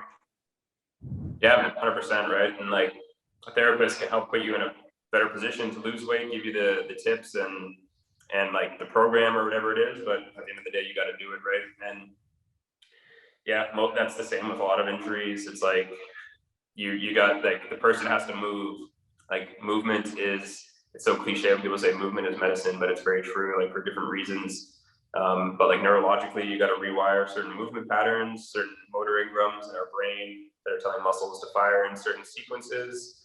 Yeah, man, there's a whole lot of there's a whole lot of stuff that goes along with movement for sure, like the lymphatic system, flushing the actual waste. So something I think that's like, for me, that was super mind blowing was in 2013 when I busted my ankle. That was around the time people were like, well, it was kind of underground then, but it was like, yo, don't use ice on your injuries. And I spoke with a guy on the phone from the States who was coming out with that stuff. So his name's Gary Reno. He did a video with Kelly Starrett, who's also known as the Supple Leopard. And so at the 2012 CrossFit Games, they put up a 30-minute YouTube video about why icing might actually delay healing rather than helping it. So for me, it was like I just discovered this random YouTube video, and now I'm telling my athletic therapists and like people at the school, like, hey, I'm not gonna ice this injury, and they're like, you're an idiot. You know what I mean? Like the profs and everyone have been icing shit for like 40 years, and I'm just like, I'm just not gonna do it. And they just think I'm like this stubborn kid who wants to like just do his thing. But I'm like, look, this physiology that I just listened to, like it makes sense. And now it's more commonly accepted, like, hey, you don't even need ice at all. Like ice packs, at least. Ice baths are a bit of a different story. But yeah, that's just like old habits kind of die hard in certain industries, right? And that's one that we still see slowly dying off. That's an interesting note there, because one thing I will say, and this is in every industry, like everybody has like, the old traditional ways and stuff like that. But I do, from the outside looking in, I see more conflict within an individual to an individual in those like healthcare scenes of terms of like injury rehab, even like nutrition, weight loss, strength training. Everybody thinks that like what they're doing is the right way to do something, and everybody else thinks that whatever else is going on, like it's the absolute worst thing that you can do, which tends to almost create a very like confrontational, constant environment that, and with confrontation comes a bit of toxicity. Like, how do you find yourself navigating through all that continuously, basically 24/7, because it's your industry? Yeah, man. No, I think that's a very accurate synopsis of at least the strength industry. I don't think it's quite as much in the physical therapy realm of things, but I think there's a couple of factors. One is like a strength coach. I think strength coaches tend to have bigger egos, and that inclines them to be a little more confrontational about certain ideas. But I think underlying both of these things is like methods are many, but principles are few. So while there's like dozens of methods that people are using to get these results, they're all following the same core principles. So like those are pretty non-negotiable. What they're arguing about is the methods that they're using, which like are layered on top of them, right? So I think part of it is just like the competitiveness of the industry. So whether it's like you're a strength coach for a team, it's like, yo, what I'm doing with my team is the best. And like this other team who's using a different method, like they're not doing it better than us. Like they're not getting a competitive advantage on us, right? So there's the team aspect of it, and there's the individual aspect of it, where like trainers feel like they're competing for clients, I guess. I don't know. I feel like there's more than enough clients out there, people who want to get better, right? But I think it's just like that type of personality is drawn to that field or that industry a little bit. I think that's part of it. And then I just think the competitiveness of sports is the other part of it, right? Where it's just such a competitive industry in general in sports, and yeah, that keeps the competition high for sure. And then yeah, man, that's kind of my thoughts on that. And you kind of see it a little bit too on it's probably even more significant now on social media, where it's easy for people to just like pick stupid fights or say pretty insignificant things in a very short post or like whatever it is, right? It's like you don't actually get into any sort of detail, but it's so easy to just put information out there now that's contradictory, and it's hard to prove a lot of times, right? Like even the science isn't necessarily settled stuff. Like science can be bought, science can be manipulated. A lot of studies are trash, and it's not like, hey, just because this study says this works means it's true. It's like you need to actually know how to read a research study to see if that's the case. Like for example, with RICE. So RICE is the acronym that Gabe Merkin came up with in 1978, and it stands for rest, ice, compression, and elevation, right? I've heard that like the first time I was in a physio room after surgery, like that was the first thing that was mentioned to me. Okay, so now remember your RICE, and I got that acronym. Yeah, man. So like in 2014, Gabe Merkin came out and said, "Hey, look, like I wouldn't rest and I wouldn't ice." And people are like, what? Like this guy who came up with it came out and said himself, like, yeah, I wouldn't rest, I wouldn't ice. So yeah, man, overall, like these things just die hard, and it's like, okay, well, what else do we do then if we don't do that stuff? So yeah, that's kind of my thoughts on that. It's just things change so quick, and just because a lot of people do it doesn't mean it's right. Just because one scientific study. So where I was going with that was with the RICE thing and the studies. Say for example, you have a swollen ankle, and they want to prove that RICE works, right? Okay, let's say you do all four of those things. You rest it, you ice it, you compress it, you elevate it. It's like, which one might actually be contributing to the outcome, like to the ankle getting better, right? Like you could remove ice from the equation and maybe still get the exact same outcome. So if you don't know how to read a study or how to understand like how multiple variables can contribute to an outcome, then it's pretty easy to get an outcome you want as the publisher of the study, right? Like, so it's yeah, man, that's a tricky part too. It's like there's people in the industry who are in the trenches, so to speak, and I think they seem to know what's going on the most. So for me, like I'm trying to learn from people who have been doing this for a long time and who have worked with a lot of people, and not so much necessarily going through and digging through literature, if that makes sense. Yeah. Well, I mean, feel free to correct me on any of this, but one thing that, because I've been looking more so into like the, nutrition, living a better lifestyle kind of thing, because I did let my weight kind of get, way too uncontrollable. And I'm still not at a point now where I'm satisfied with it. Like, highest I was 319, high school 244, lowest in the first kind of steps of the journey was 252, and right now I'm sitting at like 265. So I'm kind of like back down on that thing. But a big thing for me was like, okay, this time around, like I need to learn, like I need to know what I'm actually doing and studying, right? And one thing that has been like a big like eye-opening thing is this whole concept of like caloric deficits and stuff like that. So when you mention method over principle, it's like, okay, immediately my head went to, I see all these people talking like, oh, like you got the keto diet, low carb diet, like low fat diet, like all these like different things, but it's like, and like all of these methods hold the same principle of it's just something that's putting you in a caloric deficit, which is going to get you to lose weight anyway. So it's basically picking out of everything. Or and for me, my where my head goes is like, no, this isn't something that I do for 30 days or 75 days. Like this is a, a lifestyle choice kind of thing, right? So it's like Yep. you pick what works best for you and what you think is going to be sustainable over the long period of time throughout your life, right? And that's where I think the big discrepancies go, because every individual is very different, right? Yeah, man. Yeah, I think you hit the nail on the head there. Like just with the principles, right? Like all these diets, whether it's a vegan diet, a carnivore diet, a keto diet, a paleo diet, you name it. If the underlying principle is a caloric deficit, doesn't matter what method you choose, you're going to get the result if you're in a caloric deficit. And there's definitely more underlying principles too in the nutrition field, but yeah, totally, it's that same idea, right? And that makes it easy to argue. It's like, oh no, like keto's the best, or like paleo's the best. It's like they all work, and they all work because they adhere to the underlying principles. So it's almost like counterproductive to hop in these arguments, because it's like there's no winner. You know what I mean?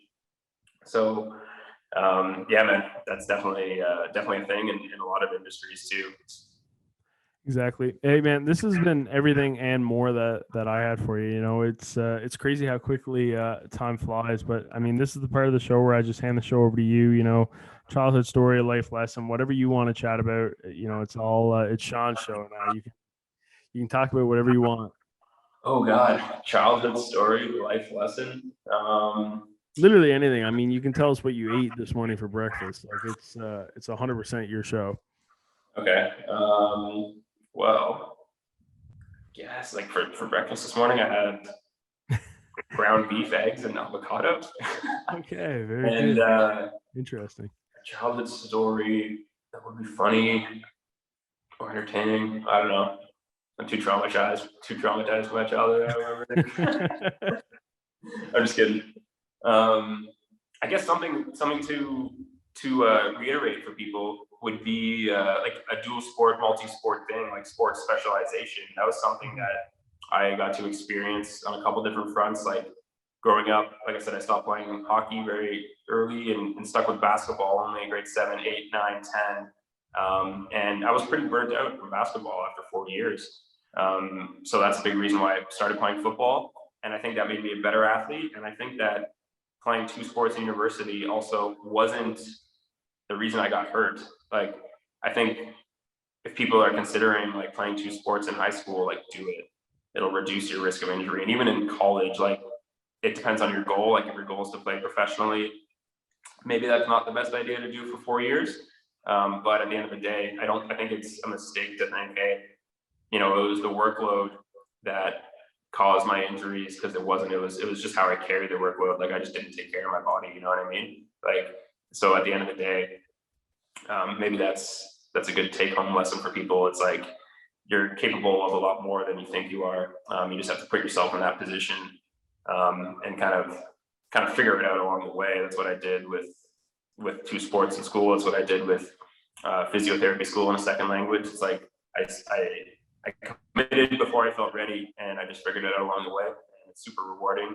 And yeah, you'll fail along the way, but you'll figure it out. And yeah, what you become in the process is more like the values that you build, the virtues, like the discipline, the work ethic, the relationships, obviously. But just the toughness of pursuing through these difficulties is something that then you can take and transfer to any area of your life. So it's always keep that in mind. It's like, it's not really about the outcome and the championships. It's just about like sticking it out through the process.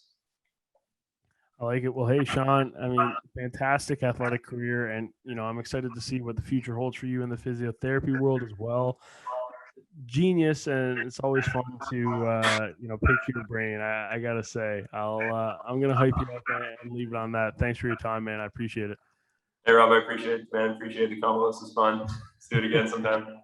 100%.